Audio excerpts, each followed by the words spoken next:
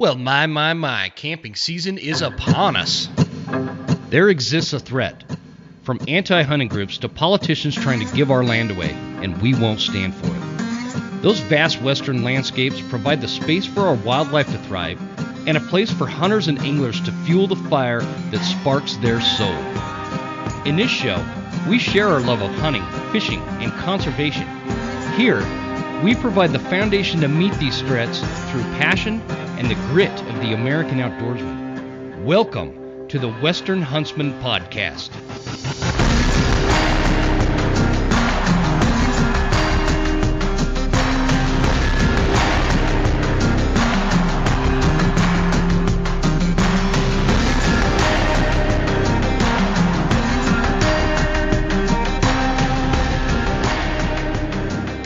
Ladies and gentlemen, welcome to this bonus episode of the Western Huntsman Podcast. This is Jim Huntsman, your host, and I'm coming at you from the Broken Time Studio right here in Hayden, Idaho.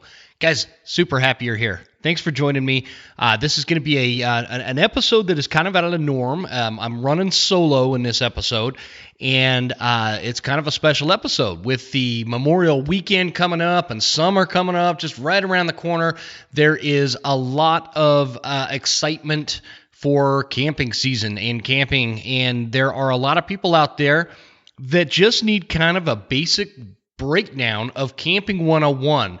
Maybe you're just getting into it. Maybe you've been doing it a while, but are not getting the full experience or the full enjoyment. This is mainly centered around like recreational camping, because usually on this show, for those of you that found this episode because you're looking to, learn a little bit more about camping, whether you're camping in a tent or an RV or backpacking in or whatever the case is.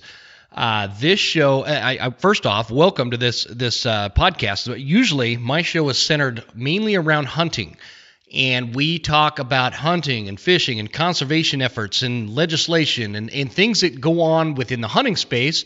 And so this is kind of a new thing. But I thought that, I don't think this. I know that there are many people out there that don't have a lot of experience camping, or they've never been taught the proper things about camping to get the most out of your experience and the most enjoyment out of it. And we're going to cover some basics from, setting up camps to, safety to camping ethics. And I think it's important that many of you really take this advice and learn from it and utilize it this summer as you go out there. If you're taking your family, on a camp. Generally, I'm camping from about April into sometimes as late as around Thanksgiving. I have done a lot of winter camping as well, but for now, this is going to be for the folks that are recreationally camping. And it applies to people that are going out to hunt camp, to go to a fish camp, to go to a, whatever, family reunion. I don't care what it is. This is going to be super helpful for a lot of you. So let me get into this by saying the following. So you kind of have an idea of who's talking to you through the microphone here, especially for some of you new listeners, where we're dropping this episode to a lot of places where we're going to have a lot of new listeners. So I've been camping my entire life. There has never been a point in my life where I wasn't camping. I've camped out of a backpack for months at a time. Not days, not weeks, literally months at a time, living out of a backpack. I've camped in a tent. I've camped from a truck, in crappy old trailers, in super fancy new trailers. I've camped in wall tents. I've camped in big boats, and I've camped in small boats, and I've camped from horseback. I've also camped in jungles, deserts, high-altitude subalpine mountains, coniferous forests, and on 4 different continents throughout the world. I've camped in designated campgrounds, and I've camped in the backcountry, in which I felt as if I was the first human to lay a footprint there. I've camped for recreation. I've camped for lake, river access. I've camped for good concert tickets. I've camped for hunting and for fishing. And I've camped in a couple of different war zones. As a Boy Scout, as a Marine, as a kid, as a dad. And don't laugh. Seriously, don't laugh at me. Some of you may not know this about me. But I've even camped as a Civil War reenactor with authentic Civil War camp gear. I went on my first solo backpacking trip as a 12-year-old. Granted, it was in the mountains, just kind of, walking distance from the house, but I did it. I don't say all this to impress you, but I say it to impress upon you that I have a lifetime of camping experience to share. And one thing that I could tell you is this: I see a lot of new people getting into camping for various reasons, and I've noticed a lot of things that people do that ruin their experience, or they put themselves or others in danger. Or, the worst sin yet, is they just flat out ruin other campers' experience around them due to a lack of knowledge and just some basic camping ethics. So if you're interested in learning, stay tuned, because camping isn't for everyone. And just so you guys know, I know I've mentioned that I have camped in designated campgrounds. I don't do that anymore. Very rarely. It has to be something very specific for us to go pull a trailer or take a tent or whatever to like a designated paid campground. We just don't do that. I am going to be mainly talking to those of you who kind of go off the beaten path. And again, this could include taking your giant 45-foot, $90,000 fifth wheel back up there, or it could just be somebody, in a Prius taking a tent into the woods somewhere. But the point being is, I'm going to be talking to you campers that are at dry camps. These are national forest, public land kind of camp areas. There's no picnic table, there's no electricity, there's no bathrooms, there's no running water.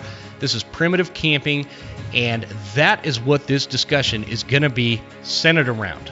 And don't take me the wrong way. I'm not against anybody using campgrounds. In fact, I like it when people go to campgrounds in designated areas and they pay their fee and they pull up and hook up to water and all that kind of stuff. You know why I like that? Is because it keeps people out of the areas that I like to camp. And let's face it, the woods are getting crowded.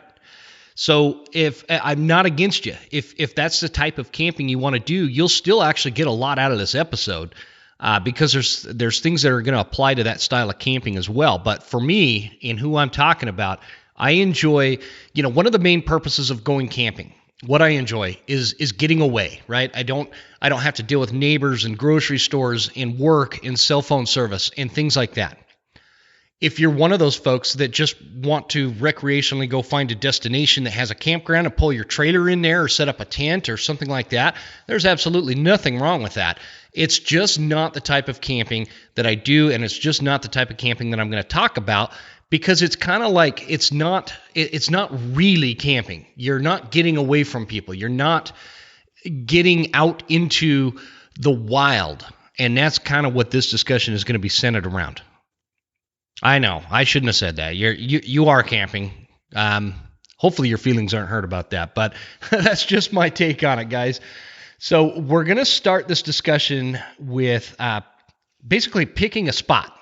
Now remember, what we're talking about here is we're going into like the national forest or on some BLM land or state land or wherever you're off the beaten path. You're usually up on a dirt road and you're looking for areas that are cleared out to be able to set up a tent or park your trailer. Let's talk about the trailers first. So I bought my first camping trailer. It was a 1966, I don't even remember the name brand, but this was over 20 years ago. I have a lot of experience with trailers. I have a thing for trailers. I like camping trailers. And I've had all sorts. I've had tent trailers, I've had just bumper pull, and I've had fifth wheels. The huge advantage to a trailer, whether it is a tent trailer or a fifth wheel or the in-between there, the huge advantage you're going to have with a trailer is going to be the amount of time you'll be able to spend out there. Now, I know there's people out there that are like, well, I take a wall tent out and I stay for 10 days at a time or 14 days at a time. Me too. I've done that too. But we're talking about recreational camping, and the nice thing with trailers is everything is always in your trailer, right? You could take it out. You've got cover from the elements. You've usually got a bathroom in there for, my wife and my daughters. They love having that. It doesn't matter. It just makes it so that it is easier. I'm not saying it's the only way to make it happen, but it is easier to stay long periods of time. And so 10 to 14 day camping trips for us, for my family, my wife and my girls, That's not abnormal. We do 2 or 3 of those a year, and then we also do several, probably somewhere in the neighborhood of 10 to 12 other trips that are anywhere from 2 nights to 4 nights, just shorter trips. So the point being, if you're choosing to go with the trailer route, I'm just going to call everything a trailer. Okay, I don't care if it's a motorhome. I don't care if it's a tent trailer. We're just going to, for the sake of simplicity, we're going to say trailer. Selecting a spot you're going to need a little bit more finesse than you would say if you were pulling up with a tent. Okay, you want to make sure that the spot is basically level. It doesn't, obviously when you're camping, we're not pulling up to a concrete driveway pad or anything like that. But you don't also want to look at a spot and think that if it's a 45-degree angle you're parking this trailer on, and some of this might sound obvious, but I'm telling you, the reason I've picked the topics that I'm talking about on this particular episode is because it is things that I see people do on a consistent basis, and I want to help you. So you're just looking for somewhere that's basically flat, somewhere that you can maybe dig a couple of holes to drop the left side of your axles or your tires on your trailer into to kind of level out the trailer, and it's not going to be a ton of work. Remember, camping is a getaway. Camping is a vacation. Camping is a thing that you do to get away and relax and enjoy the outdoors. It is not something that you want to turn into a freaking prison work party, okay? I see that all the time. So just make sure you've got a good spot. It's basically leveled out, and when you're talking about a trailer and pulling in, it is imperative before you just pull off the main dirt road or whatever you're on that you know what's down there. Okay, don't just pull in there with a 40-foot trailer and hope there's a spot for you to turn around, because that's not always the case. And trust me, I've learned that from experience. So park on the side of the road and walk down the little road or whatever that's going to go to the camp spot, to make sure you have enough room to crank and turn that trailer around and get it out. Because I can't tell you how many times, well, I can. It was 3. There's been 3 times when I made the mistake of just assuming I'd be okay, and I pulled in there, and it took some serious maneuvering to get that thing out, and to include one time where I damaged my trailer. So that part's really important, making sure you know where you're pulling into, because a lot of these wooded areas you're not going to be able to see. Somewhat flat, free from potential timber falls. We're going to talk a lot more about this in a few minutes. But you need to look at the trees around the spot. And I don't care if you're in a trailer or you're in a tent. We're going to talk a little bit, again, more about this, but there's something called a widowmaker tree. And it's a safety issue, and so you're going to learn a little bit more about that in just a minute. So other just basic things, setting up a tent to avoid rain puddling up. That part's pretty important. I see a lot of people, they try to dig these little trenches around and I've done it, around their tent when it's raining to try to divert the water from kind of puddling up right there at the tent. The way to avoid that, because those trenches don't work very well, the way to avoid that is to look for a small flat rise, the highest ground you could find to set that tent on. Make sure it's not at the bottom of some kind of drop off or something where the water's going to flow down the hill and right into your tent area. More on that topic a little bit later. So picking a spot, as obvious as it may seem, you want to have a spot that's kind of protected, it's private, it's secluded, you can get your trailer in and out, you have spots to set up your tent where it's not going to be in like a giant mud puddle if it rains, and free from debris that may fall in a windstorm. Again, more on that later. Since we're kind of on the topic of trailers, I wouldn't be doing my job as a camping podcast episode host if we didn't discuss just briefly on towing. Towing is one of those things that shouldn't be that big of a deal, and I feel like a lot of people overly complicate it. They either do that or they don't think enough about it. And what I really want to focus on, one thing that really bothers me when I'm out on the highway, so I drive a lot for work, for my day job, I'm on the road a lot. In fact, prior to COVID-19, this whole coronavirus thing, I was averaging about 500 miles a week, which, for some of you may not sound like much, but for somebody that, is home every night, that's a lot of driving. So on that point, one thing that really bothers me is people not choosing the right towing vehicles with what they're towing. This happens all too often. Let me explain one thing. A V8 does not mean that you could tow anything. Okay, a V8 motor in your rig does not mean that you could tow anything. Regardless of what the RV sales guy tells you. Don't tow 30-foot trailers with small, short wheelbase SUVs. I'm going to tell you a little story. I don't know exactly where you're at listening to this, in what state you're in. I'm in Idaho. I'm in the northern panhandle of Idaho. So I drive in Idaho, Montana, Washington, and Oregon quite a bit. Point being, I'm cruising along I-90 in central Washington. And if you've never been to central Washington, one thing about central Washington, because a lot of people, when they think of Washington, because it's the evergreen state, it's just, mountainous and green and beautiful, which it is in many parts of the state. But there's kind of like this central Washington part that is super wide open, almost prairie-like, very arid, full of agriculture and things like that. And what I'm trying to get at is I could see a long ways in front of me. I'm cruising down I-90, and I am heading towards the Seattle area in a way. And I'm still on this flat, kind of open area of central Washington. Coming at me, oncoming traffic, there over the rise, probably about a mile out, this Ford Explorer with a V8 motor comes cresting over the hill, and the guy is pulling this 28-foot, probably 7,000 to 8,000 pound camping trailer behind him. Now, luckily he had a stabilizer, because that's what the RV salespeople will tell you, right? A stabilizer or an equalizer hitch, depending on what you call it. It's like called different things in different parts of the country, I know. He's got this equalizer because the RV salesman told him if he's got that and a V8, he can pull anything, right? No. He crests over the hill, and he starts coming down the other side. And all of a sudden, I can see, at this point he's about a half a mile out, that trailer starts fishtailing. Must have caught a wind or something just wasn't adding up for it, and it started to kind of fishtail, started swaying. Well, this sway made the driver do what most drivers think they need to do, which is kind of step on the brakes and slow down, which that's sometimes good. Sometimes it even helps to speed up. I don't have any kind of scientific data on that, but I've had a few trailers fishtail on me. His trailer starts getting a lot more dramatic. The sway begins to get really bad, and all of a sudden all the cars around him, they start like speeding up or slamming on their brakes to get out of the way, because at this point this trailer is swaying into two lanes. Well, it didn't get any better.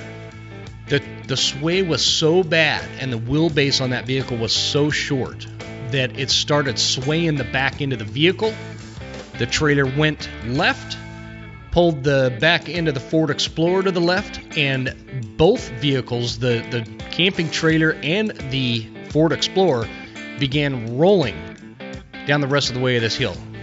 The trailer came disconnected and basically exploded and shattered all over the freeway, because these things, when you kind of boil it down, they're just a bunch of sticks thrown together with fiberglass on the outside, right? It's not like they're bomb-proof. This thing just explodes all over the freeway. I slam on my brakes and pull into the medium, and I jump out and I run over. Finally, the Explorer kind of comes to a stop, and it's upside down. And I go running over there, and there's a few other people running over there to make sure they're okay and see what we could do to help. Turns out, the good news is, they were just kind of bruised up. We kind of helped them get out of the vehicle and get to the side. But the key takeaway with this story, guys, is that is not the only time I've seen that in my many miles on the road out there. You really need to do your research on what your vehicle's towing capacity is. Because I can't tell you how many times I saw a Jeep Wrangler, those really short buggers, cruising around pulling like a 25-foot boat. That's insane. And a lot of people might roll their eyes when they hear that. But if you want to be safe, you need to do the research. You have to know what your vehicle's towing capacity is. And the rating on the vehicle is going to be on the door plate, where like your serial number and all that kind of stuff is. Not serial number, VIN number of the vehicle. It's going to tell you what your GVWR on a trailer is, and you guys need to do your own research on this, because I don't ever want somebody to come back and say, well, Jim on the Western Huntsman podcast told me to check my GVWR and I was fine. No, you need to do your own research. Basically, a GVWR rating does not tell you exactly how much weight you can tow. That just tells you what the weight of your vehicle is, loaded down and maxed out to include only the bumper weight of the trailer. It doesn't mean that's what the trailer weight is. So anyway, do your own research on that and figure that out, because that is super important. Towing is one of those things that if done correctly, it's easy. But if you don't know anything about towing, don't just go grab whatever SUV you have and think that because the trailer that you're looking at buying says it's a lightweight trailer. What do they call those these days? The light. It's the Keystone Light trailer, or the Coleman Light and half-ton towable and blah blah blah. Keep in mind that the trailer and RV industry is in it to sell you trailers and RVs. And I'm not, I have a trailer. I like buying trailers. I like using trailers, all that kind of stuff. So I'm not talking negatively about them, but I do want you to be aware that because somebody is trying to sell you a trailer does not mean that they are an expert in trailers and towing. And I have heard it a million times when I'm on a trailer lot. These sales guys, they, for the most part, just want to sell you a trailer. So you just got to be mindful as to, you cannot tow as much as a lot of times they will tell you can tow safely.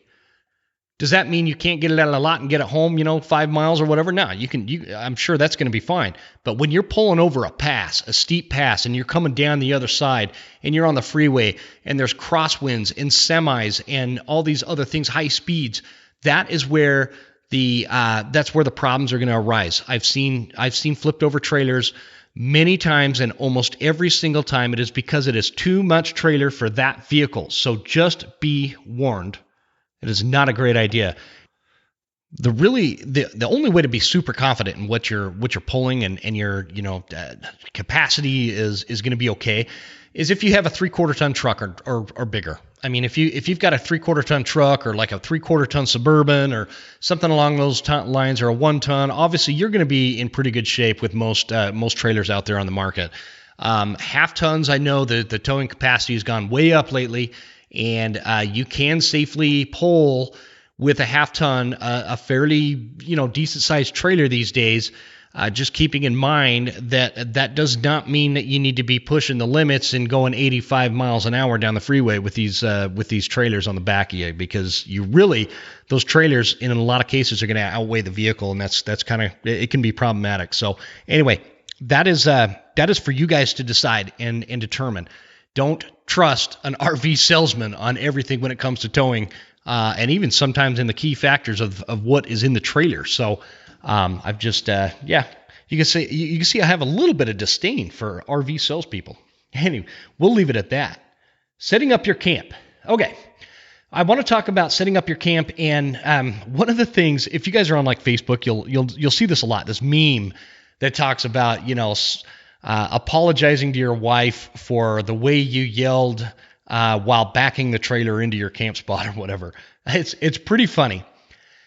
Guys, you need a system down for that kind of stuff. And if you're pulling up to a camp spot and you've got a truck with all your equipment, your tent, your canopies, your camp chairs, your coolers, all that kind of stuff, you guys should have a system down. And people are always amazed when they come camping with my wife and I, because we have this insanely efficient system down. We pull into camp and we both get out. We determine where we want the trailer. At that point, she stays out. I get in the truck and I start backing the trailer into the spot. Now, keep in mind, I've been backing trailers up for a long time, so I know if it's like your first few times, trust me, that will get a lot easier with time. The more trailers you back up, the easier it is for you to get that thing right where you want it. So we have that system. We get it backed into the spot. It takes me less than 5 minutes to make sure the trailer is level and off of the truck. And then I put the stabilizers down. And then we have an organized system as to, like, we have designated things.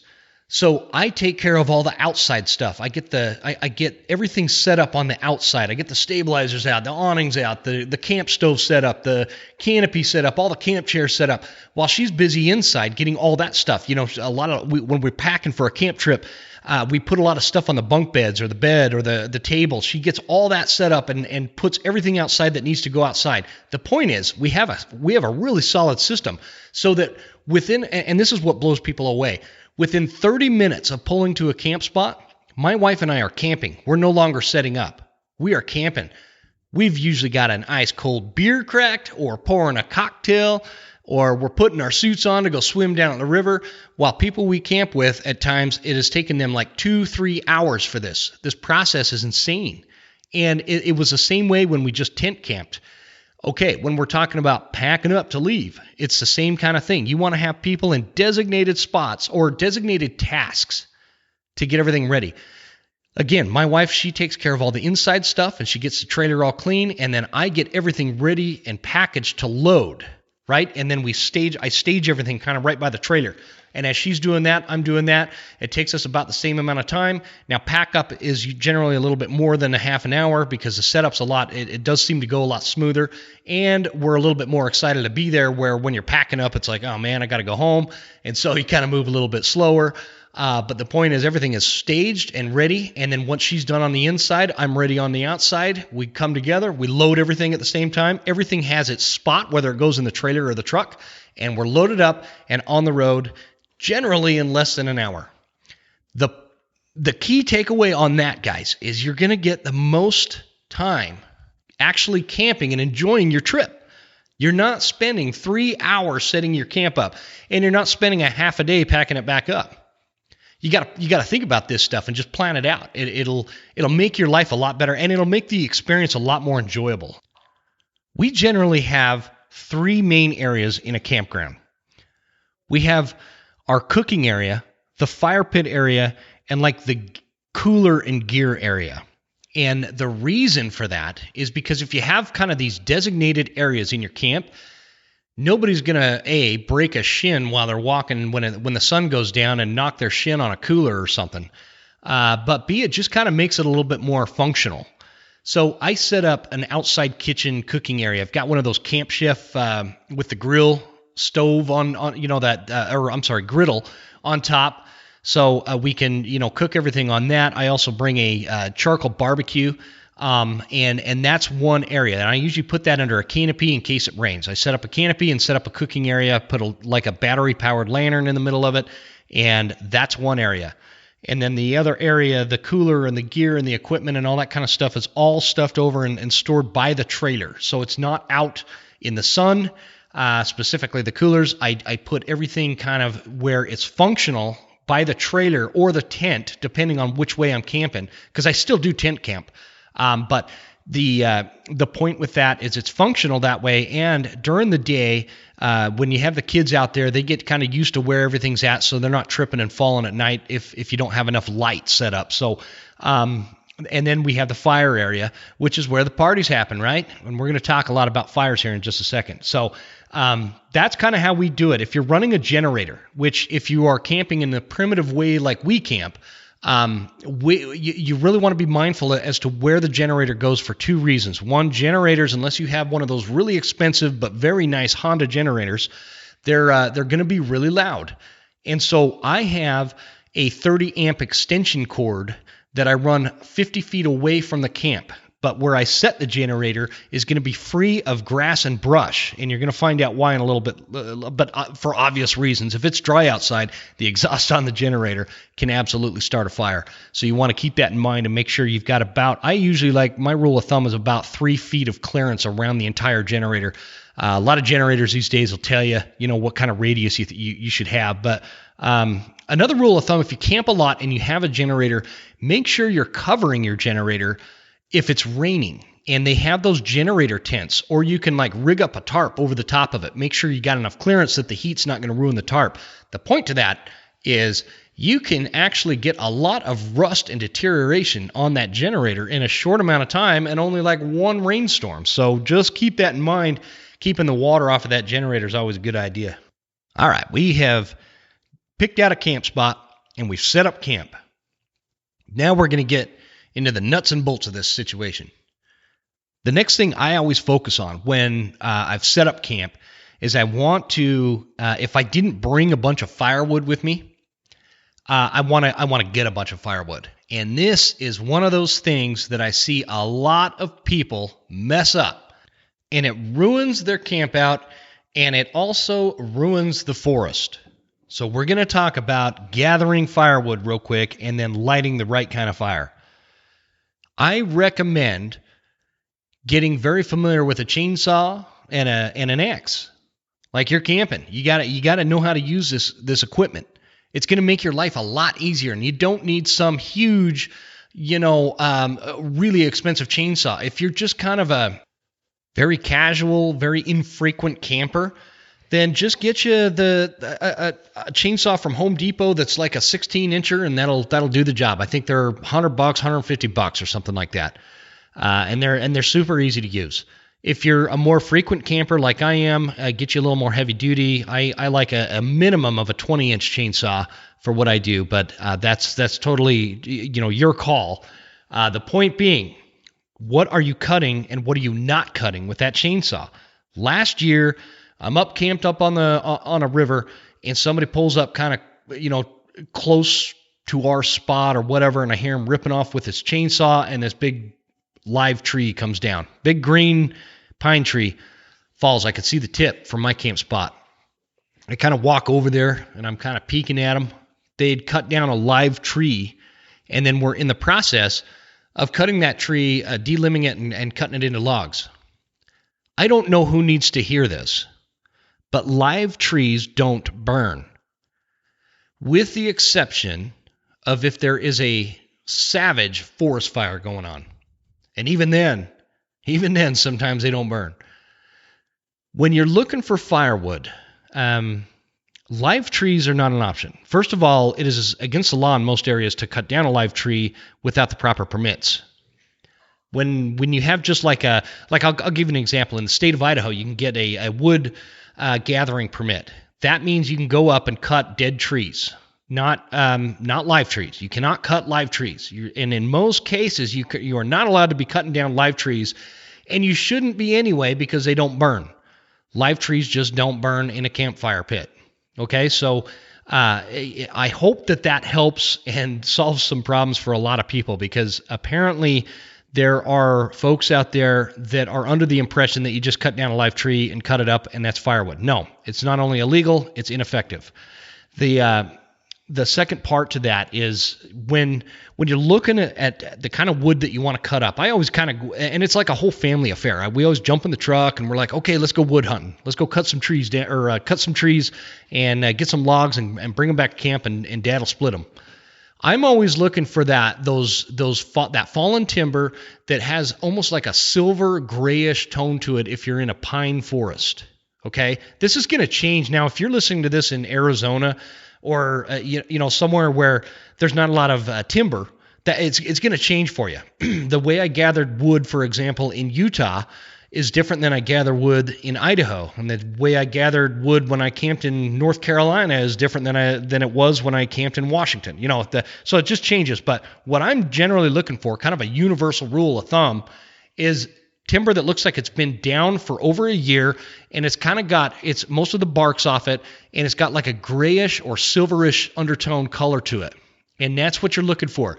The other thing is when you're looking at these logs and you cut a log, is it light or is it heavy? If you've ever weighed the difference between, let's say you put a dead log in your left hand and a live log in your right hand, there is a huge weight difference. That's because all the moisture is out. It's called seasoning firewood. And you want nice seasoned wood, which in most cases, depending on the climate you're in, for me, it is for where we're at in northern Idaho, you need a good year of that tree to be dead before it's ready to burn. I hope that explains to a lot of people that I've seen up there cutting live trees, that they're not going to burn. And again, it's against the law in most cases. So let's talk about building a fire real quick. Building a fire, here's another big mistake I see all the time. I see people, they'll cut down the live trees, or They'll even use dead trees, and they log them out, and then they sometimes split them and sometimes don't. Guys, in order for a log round to burn, you have to have super, super hot coals. That is not how you start a fire. The key to a good fire is the smaller the kindling you use, and the hotter that thing's going to get, and faster that those coals are going to get hot down in the bottom. So you want to start small, start very small. And when I say small, I mean the kind of fire that would not keep you warm if it stayed that small. If you just take some, now I know there's a lot of different ways to do this. There's a lot of really good fire starters out there on the market, actually. And you can usually get them at like a grocery store or Home Depot or Walmart or wherever. Get you a fire starter, and you put little teeny twigs, not much bigger than a toothpick on that, okay? Then you get twigs that are about double that size. And then you get twigs that are double that size. And then you get chunks of kindling that you've cut down with your axe that are about double that size. And you build it up from there. Allow the fire to get nice and warm, and then keep adding bigger chunks of wood until you get into the actual split logs. I do not personally recommend putting full rounds in a fire. They just don't burn very well. The thing that you got to remember with a fire is a fire requires a lot of oxygen. And so when you got this big log round, it's kind of stifling that oxygen flow, and it's just not going to burn very hot and very well for you. You're just going to get a bunch of smoke and smoldering. So always keep that in mind. Start small. Don't put a bunch of log rounds on or these giant chunks of split wood onto the fire, throw gas on it, and expect it to light. That's not how it happens. The bigger the wood you're putting in the fire requires more existing heat in the coals. And how you get that existing heat in the coals is starting with kindling. Getting that fire nice and hot with kindling and smaller pieces of wood and building up to logs. That process sounds complicated, but it's not. That should only take you about 5 minutes before you're putting actual logs on the fire. Split logs, by the way. Again, I don't recommend putting rounds on the fire. They just don't burn very well. So, okay, we're going to move into the safety side of everything. So we've gotten to the point where we're all set up at camp, right? We picked a spot, we're set up, and we got a fire going. Now we're going to talk about the safety, all in all, of being there at camp and some things that I've seen in the last few years that have caused me some great concern and have led me to doing this episode on my podcast.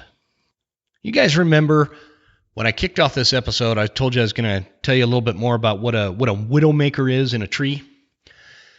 So they're not always super easy to identify, but a widowmaker is a tree that either the entire tree can fall at any moment because it's dead or damaged, or it could be like the top half of a tree, which is what is most commonly referred to as a widowmaker, where the slightest gust of wind at any moment could knock the top half of that tree off, and that can come down.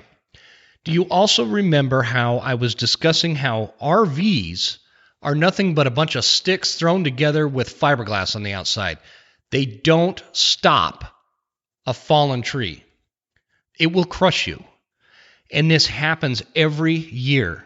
Every single year, I read a story of a widowmaker type kind of tree that has fallen on either a tent trailer or a wall tent or somebody in their backpacking tent or somebody in a trailer. It happened here locally at this amusement park where they had these big pine trees that the windstorm came in and killed somebody. These trees are a serious, serious thing that you really have to pay attention to. When you're pulling into a spot, you really want to be able to identify the dead tree, which is, everybody listening to this, I'm sure, knows how to identify a dead tree versus a live tree. If you don't, you probably shouldn't go camping, all right? But we need to be able to identify those. You also need to be able to look at a tree and understand if it's perhaps damaged halfway up. Maybe it got struck by lightning, or maybe a fallen tree a year ago slammed into it halfway down and kind of took out a big chunk of it or whatever. I've got one of those in my yard right now. You have to kind of use a lot of common sense and your own judgment and gut feeling about this. If you have one tree that is it's not looking right, it's leaning, it's got quite the lean to it, and you want to put your tent underneath there, don't be tempted to put your tent underneath there. I know that there is like this nostalgic thing about camp spots that have a lot of timber around. You feel like you're right in the trees, and there's, pine needles on the ground, and the sun barely even pokes through because of all the growth over the top. It's like a canopied forest. That's great in a lot of circumstances, but it's really hard to identify trees that could potentially fall on your tent or your trailer. So that's what I am trying to put out as a really solid warning, is make sure you're identifying the trees that could be potential risks of falling and killing somebody, or hurting somebody, or injuring or maiming or whatever. One thing that it's kind of a disclosure I should mention is sometimes the trees that come down are not recognizable as potential hazards. Just for reference, guys, I live on about 5 acres of heavy forested country here in Idaho. So I'm very familiar with trees and how they come down and when they fall, and it's kind of a headache sometimes dealing with all. It's like a full-time job dealing with the forest we live in here. But the point is a lot of times a windstorm will come through, and the trees that I expected the wind to knock down stood, and the trees I never thought in a million years a windstorm would knock over fell. And so there's like a science to identifying those kind of dangerous trees, and there's also sheer dumb luck with that. So my biggest thing with this is if you can identify those dangerous looking trees, and they're usually going to be dead, they're going to be leaning, they're going to be damaged, they're going to have they're going to give you some sort of gut feeling, especially the more you camp, about what's dangerous and what's not, because I really don't want to read articles ever again about a camper that was killed or a hunter that was killed because they set up their tent underneath a tree and the tree came down on them in the middle of the night. Happens all the time. And don't think that a trailer, I don't care how new and how much you paid for that trailer, it's not going to stop a 20-inch round tree in diameter that falls from 80 feet in the air. It's just not going to stop that. So it's just something to really keep in mind and really watch. That's a big safety aspect.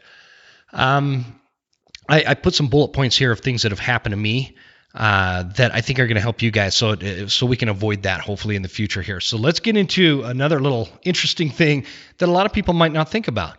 Charcoal. I came out of my trailer and it was still dark outside because it was elk camp, and it was early September. The night before, I had my whole family up there for elk. Elk hunting is a family affair in my family. We all go up. The night before, I had barbecued chicken, and I'd take a little barbecue stove up there that's kind of portable, or grill, set it up, and I use one of those charcoal chimneys. If you've never used a charcoal chimney, they're super handy. Whether you're cooking with a Dutch oven or you're actually using a charcoal grill, get you a chimney because it's going to light the charcoal a lot better for you than just piling it up and trying to light it that way. Anyway, I come out in the morning. It's dark, and what's on my mind is I want to have a cup of coffee and head out into the elk woods and get ready. But I was smelling smoke. I was smelling like smoldering. I was like, it was super confusing too, because I remember vividly taking buckets of water and putting the fire out the night before, which is something we always do. We always make sure the fire is completely out before going to bed. But the smell of the ash and the smoke and the smoldering was bothering me. I went over and looked at the fire pit. I noticed, okay, there's nothing coming out of there. And then I kind of glanced over at our cooking area, and I noticed the ground was smoking a little bit. So I walk over there, and I take my flashlight, and I'm kind of peeking down at the ground, wondering where the smoke's coming from. And I move some dirt around and some brush, and you know what it was? A root that was buried under the dirt, just barely, had gotten hot enough from my chimney, my charcoal chimney, that it had basically started this underground smoking, smoldering root. It had burned like 2 feet of root throughout the night. The root was about 2.5, 3 inches in diameter, and it was all but on fire. It was super hot. I poured a bunch of water on it to get it out. Had I not noticed that, that could have started a forest fire. The point of that story, guys, is to remember when, because a lot of people will grill something with a charcoal grill and then they'll kind of dump the ash, the charcoal out on the ground or something like that, instead of in the fire pit. Or when they're using one of the charcoal chimneys, they don't realize how much heat that generates as the charcoal is heating up, and it can light underground fires. Underground fires are a real thing, and it can happen underneath a fire pit, and it can happen underneath a charcoal grill. It can happen underneath a charcoal chimney. So I told you that story so that it sticks in your mind that when you are cooking with charcoal or you are dealing with a campfire pit, keep in mind, especially if you get to a camping spot and you're like the first one to camp there, and so you made the fire ring and you kind of dug it out and all that kind of stuff. If there are roots in there, those can potentially be super hazardous in terms of lighting a fire underground that will spread, and it could be weeks later that this thing bursts into flames somewhere down the line and you've started a forest fire inadvertently and not knowing about it. Hopefully you guys remember that. Next point, leaving food out.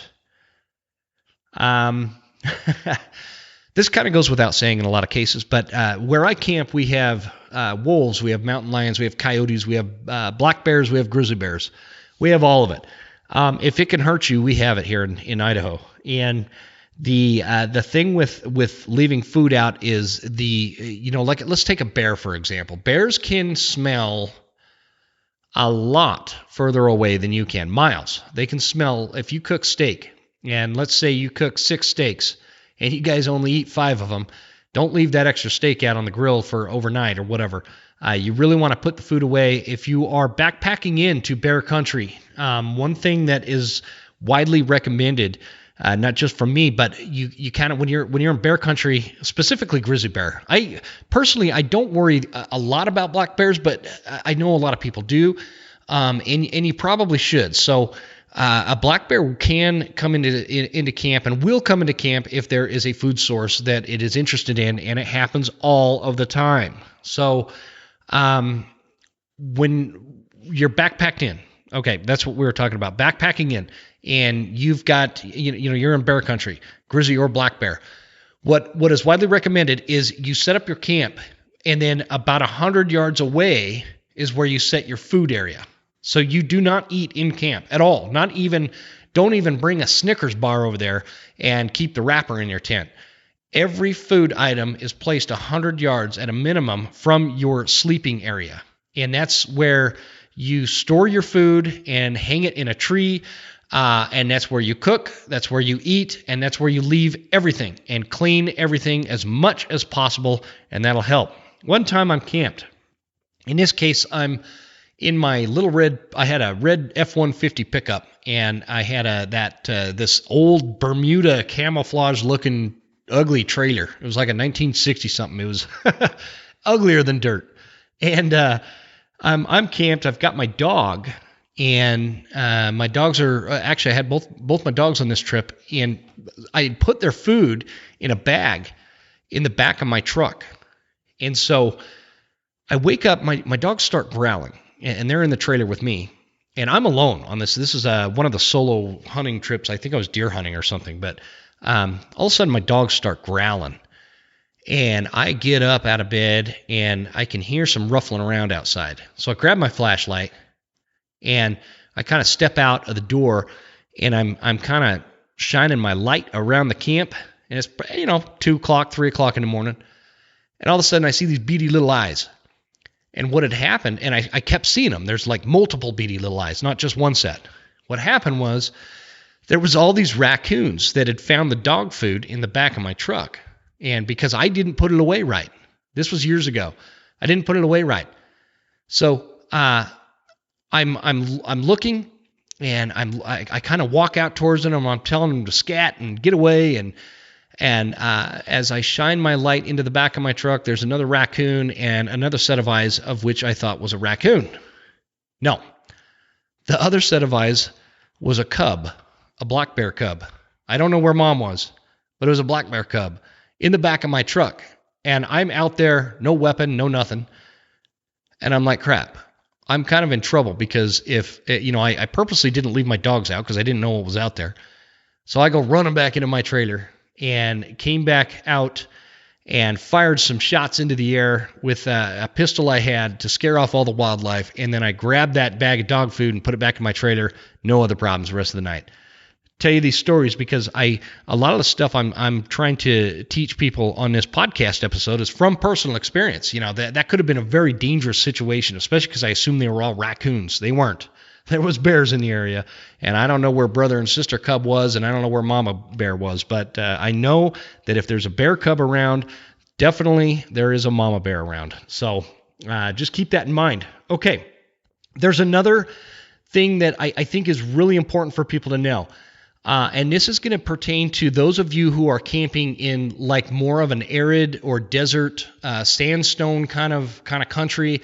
I'm talking southern Colorado, southern Utah, Arizona, New Mexico, Texas, you know, these places. And it doesn't necessarily have to be those kind of places, but this is where it is going to be the most prominent. If you're camping, and specifically tent camping, I'm going to tell you guys quite the story here. Remember how I told you that I went on my first backpacking solo camping trip when I was like 12? And I've been camping my entire life, and it's something that I'm always drawn to. I think about it all the time. I love camping. I love it. Almost as much as I love hunting and fishing. But I love camping. By the time it's the late 90s, and I'm just getting out of my junior year of high school, and you know, it's that summer in between. It's like June in between junior year and senior year of high school. I didn't wait around for my family to go camping. If they didn't want to go camping that weekend, I'd go by myself. So I did. At this time, I had a little hatchback Ford Escort car.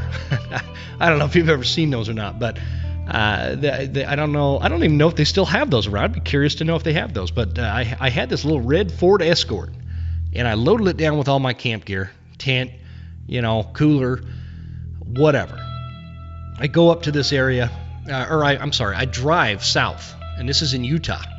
I drive way down south, and we're getting into like the sandstone deserty kind of country in the same neck of the woods if you guys are familiar with Moab, Utah.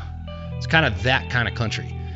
And I'm down there, and this was back when gas was, you know, what, $1.50 a gallon, and for a high school kid, I could fill that car up with a little 4-cylinder motor, and I can go a long ways on not very much money. Drove down there. By the time I got to this area that I wanted to camp, it was getting dark. It was actually getting really dark. It was almost all the way dark by the time I found this spot to camp at. And I parked the car and shined my headlights in front of me, and it was like where my car was, it was kind of on the edge where you walk down like this 20-foot drop into this flatter area. And that flat area looked like a perfect spot to camp. I was all excited. I set up camp. I get a fire going. I'm sitting there. I'm cooking SpaghettiOs on you know, the old mess kits, those little old mess kits where you you pour the SpaghettiOs into the mess kit frying pan or whatever and put it over the fire, and it gets so damn hot that half the SpaghettiOs get stuck to the bottom of the frying pan. That's how I camped back then. You know, it worked out, and that's what I'm doing. And I get that going and put the fire out and crawl into the tent, and it starts raining. It starts raining pretty hard. In some areas in the desert where you don't think about rain and moisture very often because it doesn't rain very often. Well, in this case, it came out of nowhere, and it was a really bad downpour. I mean, it was the kind that, like, when you kind of walk outside in it, and it almost feels like you're drowning because there's so much water coming down. It was one of those kind of rainstorms. Well, I was noticing as I'm laying there in my tent, it's a pretty good little tent, but I was noticing that water was starting to kind of penetrate on the floor because it was pooling up behind me. And so I thought, okay, I'll run over to my car and grab my shovel and dig a little trench out behind this to kind of help divert the water so it's not coming into my tent. So I jump out of the tent, put my boots on, and go running up to my car. And I've got my flashlight. And I grab the shovel out of the hatchback of the Ford Escort, and I go walking back down there as I'm shining the light. What was my camp spot was like this flowing river as it as if it had been there the whole time. My tent is moving around like crazy.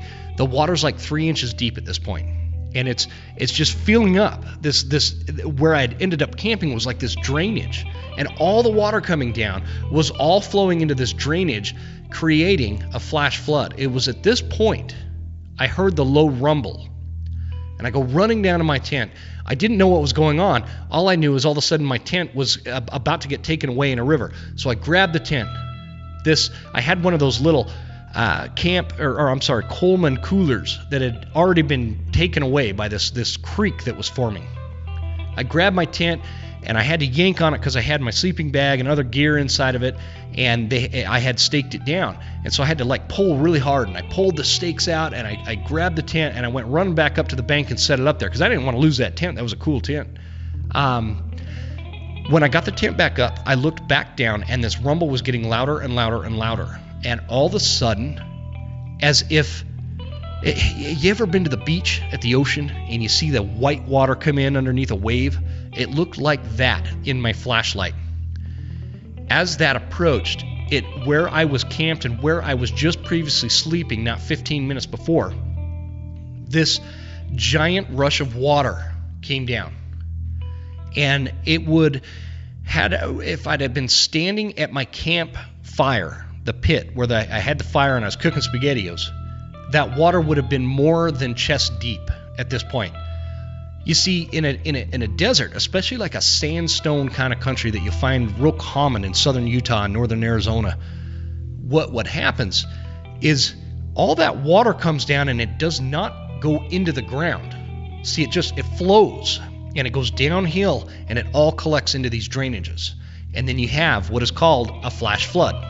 That's how a lot of these canyons are formed down there. Point being, had I not noticed that water and gotten out of my tent to go get my shovel, I must have been living right because God was watching out for me. That flash flood would have got me in my tent and I would have been taken away. And I would not be here behind this microphone talking to you right now. And this is something that happens. And it happens, I think, more often than people give it credit. A flash flood is a very, very dangerous situation. So the point to this story and kind of the moral of the story, so to speak, is when we're picking out camp spots, if you're in those kind of areas, those arid desert areas especially, never camp in the bottom of a drainage, no matter how enticing that flat camp spot looks. It is my hope that story saves somebody down the road, okay? The other thing to keep in mind when you're, just in terms of basic safety, again, these are like the big things that stick out in my mind. Gas appliances in a trailer or a tent. Don't use them in a tent, obviously, but they do market some of these heaters and things like that are okay for a tent. I'm not a huge fan of them. I'm more of a fan of learn how to layer and bring very warm sleeping bags and extra blankets, and keep yourself off the ground if you need heat, especially in a tent. I was in the Marines. I don't know if I've mentioned that on this episode or not for a lot of you new listeners out there, but I spent about 5 years in the Marine Corps Infantry. And one of the things that we did was we went to Bridgeport, California for what is called Winter Survival School. And we're up there, and it's, there's like 3-4 feet of snow, and we're up doing this training, and we're all staying in tents. Well, this lieutenant, had set up his tent and put the little the stove that they give. It's almost like an older version of, like a jet boil that we use today. If you don't know what a jet boil is, and you're a backpacker or you're a tent camper or something along those lines, do yourself a favor and get you a jet boil. And they don't pay me to say that. I'm a huge fan, but it's like the old, just the old little Coleman single burner kind of gas stoves. Back in the day, it was white gas. Now it's they're all propane. And in this case, it was propane. Well, this Marine and who is a lieutenant, by the way, supposed to know better than this, woke up in the middle of the night with a severe headache and poked his head out the tent and started throwing up because he had poisoned himself by running this stove as a heater inside of his tent. If you are in a trailer, let me get back to that real quick. If that Marine would not have woken up with that headache to throw up, he would have died. That's carbon monoxide poisoning. It can happen quick, and it can happen without any smell. It can happen to anybody. I don't care if you're even trying to ventilate by opening the zipper a little bit. Don't ever do an open flame kind of heater in a tent for many different reasons. But carbon monoxide poisoning is a real thing, and you guys should know about it. If you're in a trailer, make sure you have carbon monoxide detectors, because your fridge runs off of propane, your heater will run off of propane, water heater will usually run off of propane. Any of these things, if along the gas line, any of those fail, if there is a failure point in your heat exchanger in your heater, or anything along those lines, your trailer can quickly fill with carbon monoxide and kill everybody in it. It's a poisonous gas. I'm sure everybody listening knows exactly what I'm talking about when we're talking about carbon monoxide. So make sure you have those detectors in your RV.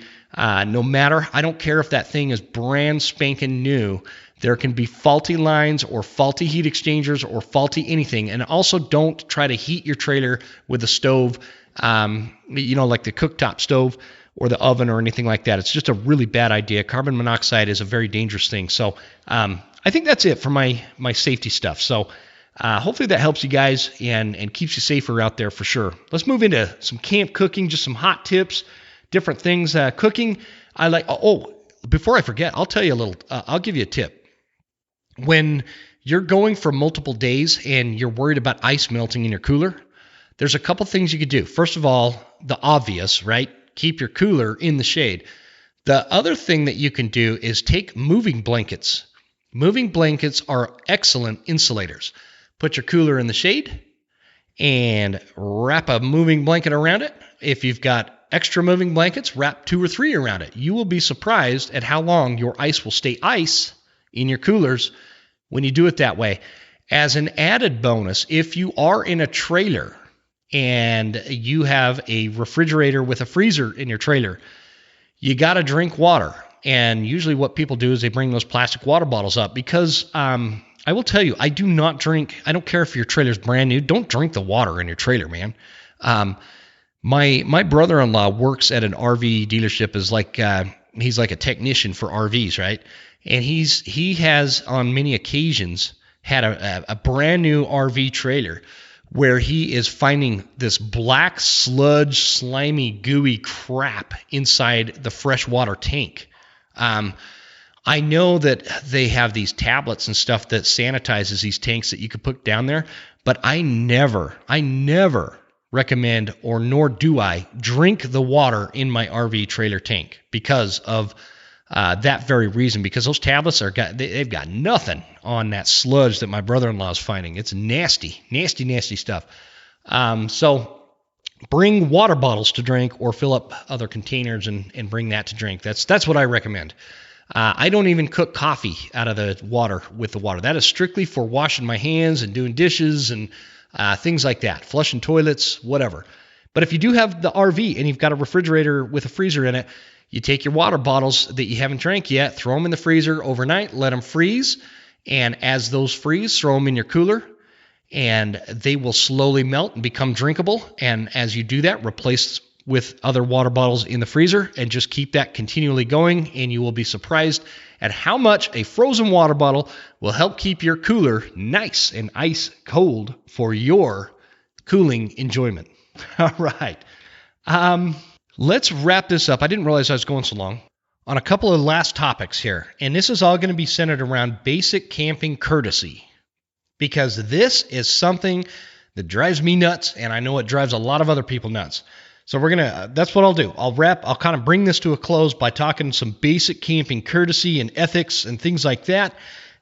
And I'll leave you with my favorite camping breakfast recipe that only you as listeners will ever hear. And I'm hoping that you use the honor system and don't share it with anyone. No, I'm just kidding about that. I don't care if you share it. I don't have a patent on it, but it's really good stuff. And so I'll leave you with these 2 items. Camping courtesy. Let's talk about camping courtesy. Camping too close to others.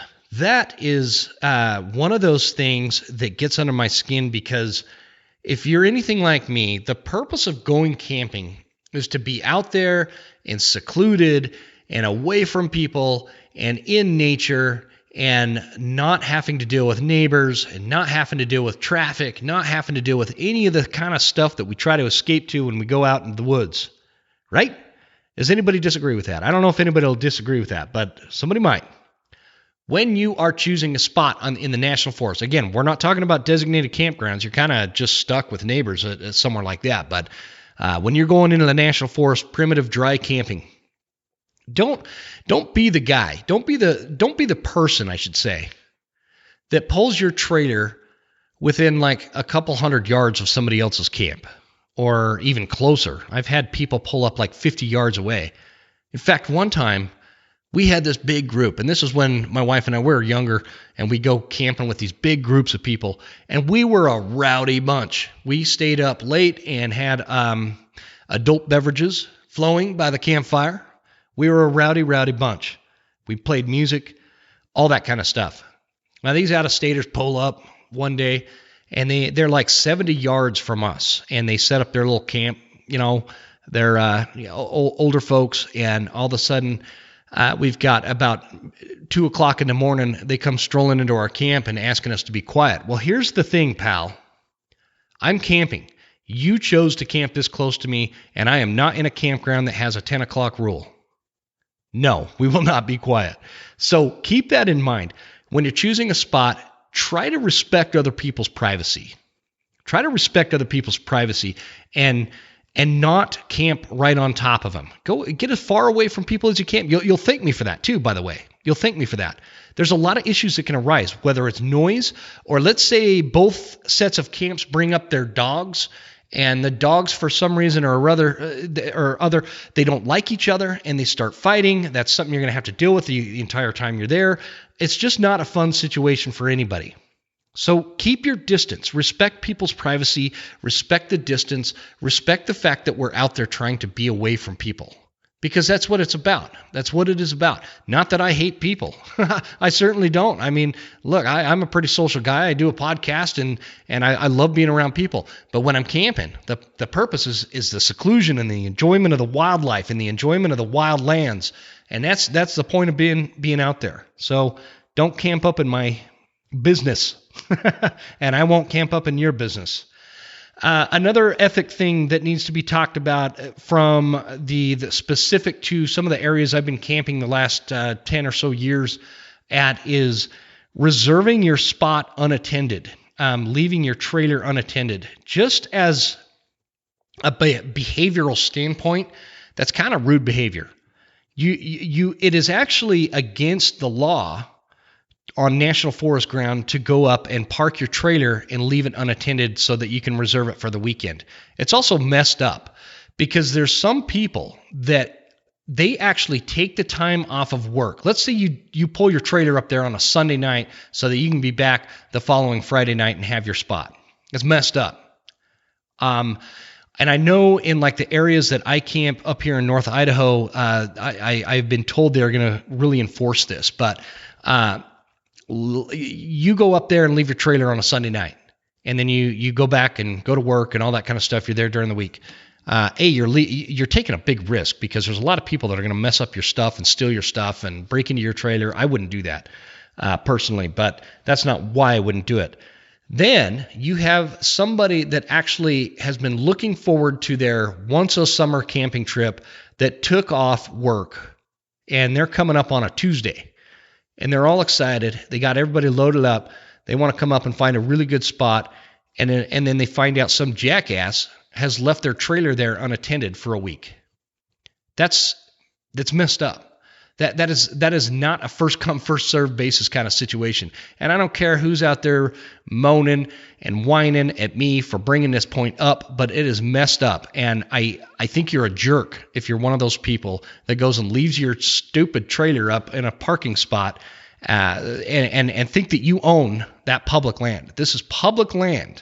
Don't leave your stuff. It's not only illegal, it's just rude. Coming into somebody's camp. Guys, when you are camping, and let's say there is a camping spot on the river, and it's occupied, somebody's got that little area, and they're down playing on the river. Well, you want to play on the river too. This is not Daytona Beach, Florida. In the National Forest, it is really not okay, and it is not considered good etiquette to park and walk through somebody's camp and join them on the river. Again, we're going back to this seclusion thing. That is just a kind of a courtesy. Don't walk through people's camps.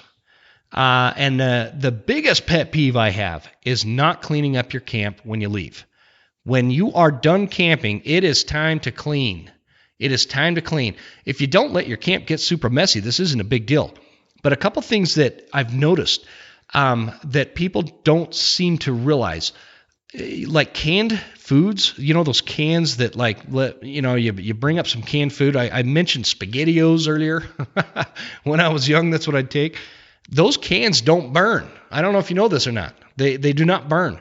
Please don't put them in the fire. Tinfoil doesn't really burn. It takes a lot of heat to break that stuff down. Glass doesn't burn. I always recommend, if you like beer, I prefer bottled beer, but when I'm camping, I take canned beer because for two reasons. A, it keeps glass and that kind of hazardous material or whatever out of the camp spot at all times. I don't have the chance of breaking it. And B, the space you save with canned beer is a lot better. This is just an extra tip on top of the cleaning up your camp kind of thing that I'm talking about here. But canned beer will pack better in a cooler, and when you're done, you could smash it down, and it'll pack better in your garbage sacks. So you'll save a lot of room by drinking canned beer, even though I prefer bottled personally. Hopefully that helps. Anyways, getting back to cleaning up your camp. What some of the trends I've been seeing, I guess trends is the wrong way. One of the patterns I've been seeing lately is people bringing up these little plastic porta-johns and leaving them. And they leave toilet paper all over the place, used toilet paper. They leave cans and bottles in old fire rings and just think that, their mama's going to come up and clean up after them.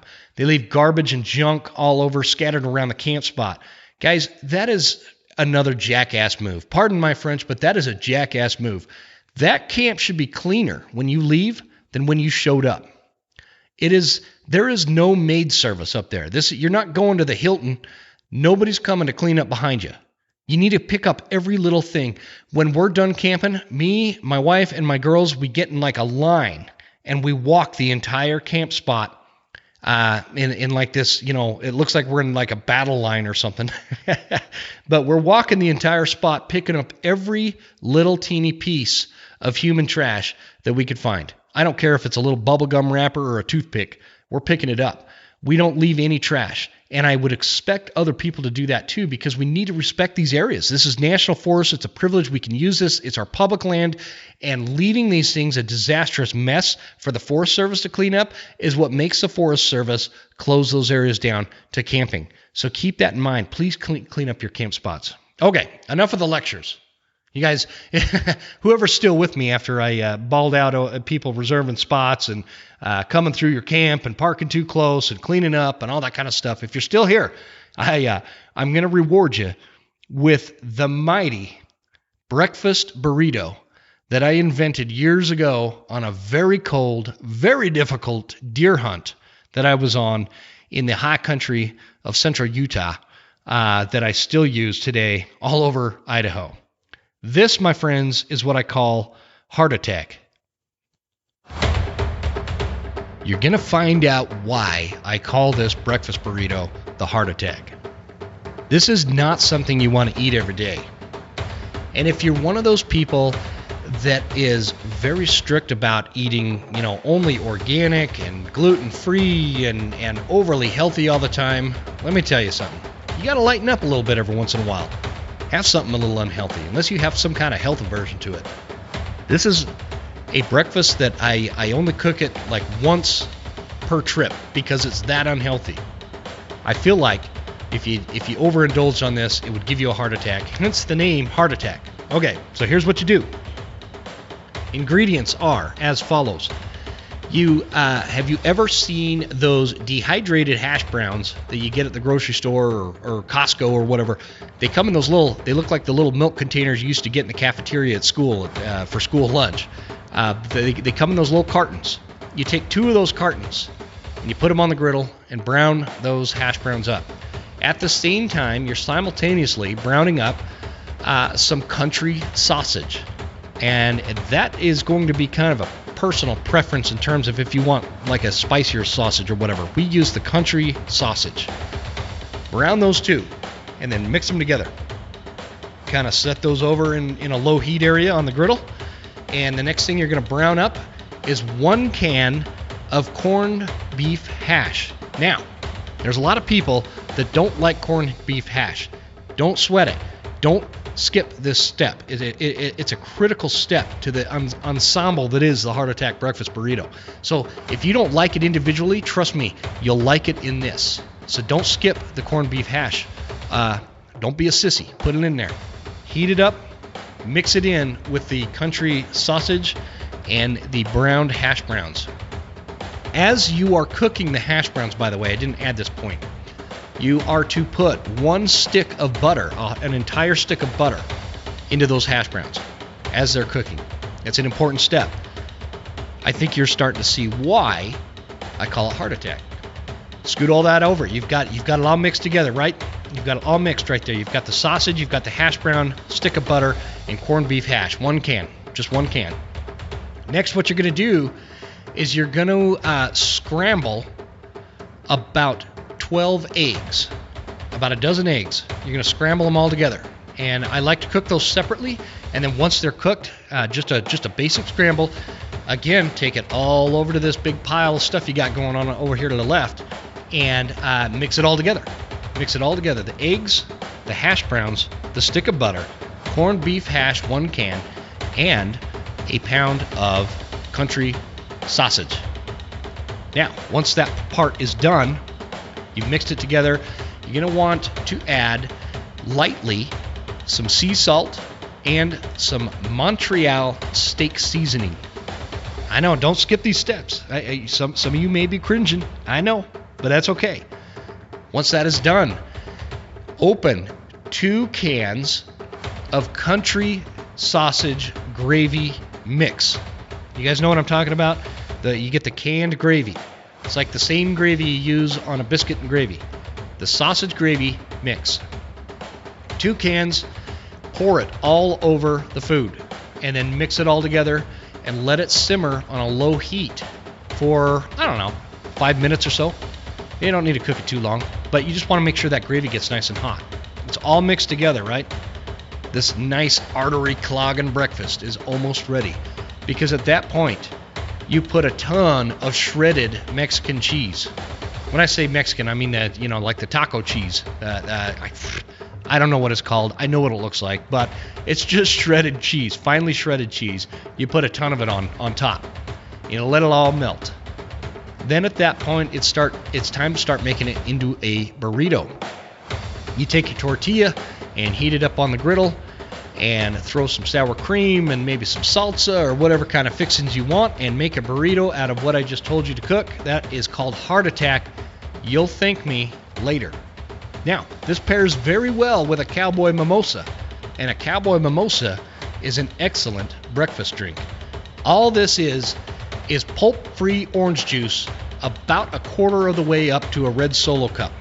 Okay? Only about 25% of that cup is full with orange juice. The rest is an ice-cold Coors Light out of a can that you just take off the ice, pour it in there, let the bubbles settle, enjoy your breakfast burrito and your Cowboy Mimosa.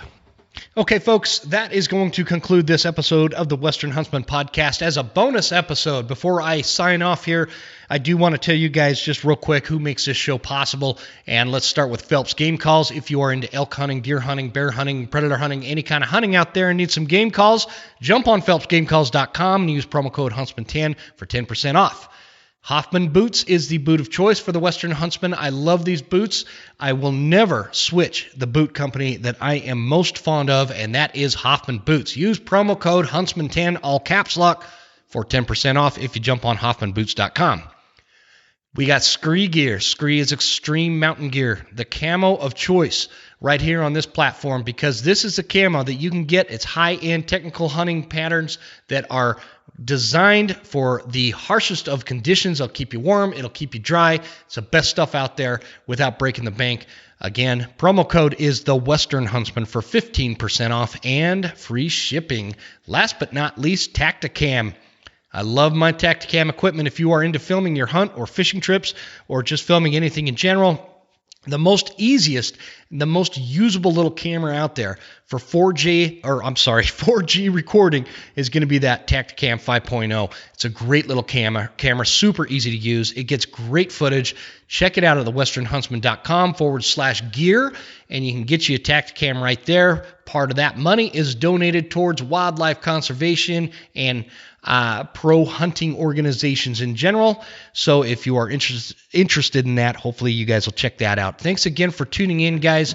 I sure appreciate you hanging in there during this entire episode. I really hope you got something out of it.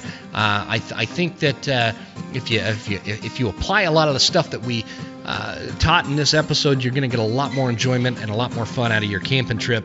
So that, my friends, is how I'm going to sign it off. Have a great summer with your camping season, and get out there with the family, get out there with the kiddos, and make some really good memories. Check us out on Instagram at The Western Huntsman. Guys, we will see you next time.